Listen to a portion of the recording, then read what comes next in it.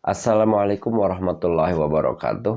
Al-ummu madrasatul ula. Ibu itu adalah madrasah pertama bagi anak-anaknya. Sebelum seorang anak itu mengenal dunia luar, dunia sekolahan khususnya, dia akan sangat pertama kali belajar adalah kepada orang tuanya, khususnya kepada ibu. Anak yang baru dilahirkan dia jelas belum bisa duduk, maka dia belajar duduk kepada orang tuanya. Anak yang belum bisa mengerti tentang sepatah kata pun, dia akan belajar berbicara kepada orang tuanya.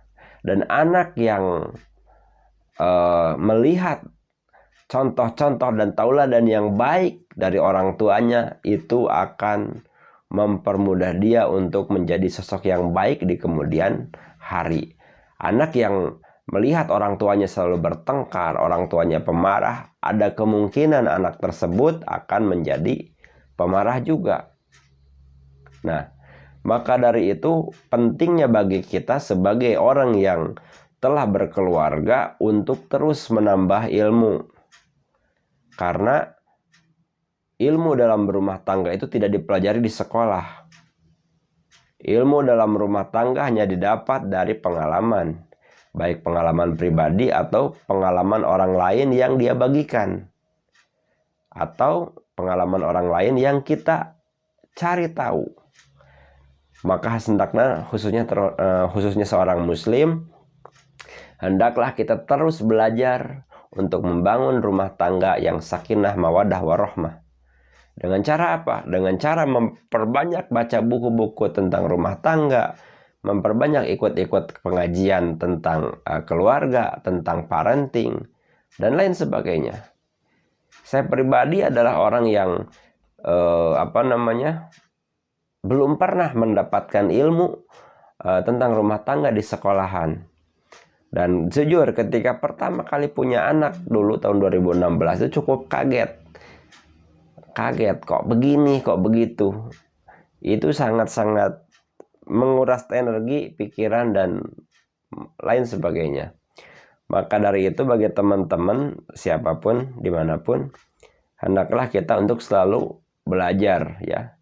Belajar bagaimana cara mendidik anak, belajar bagaimana menjadi suami, bagaimana menjadi istri.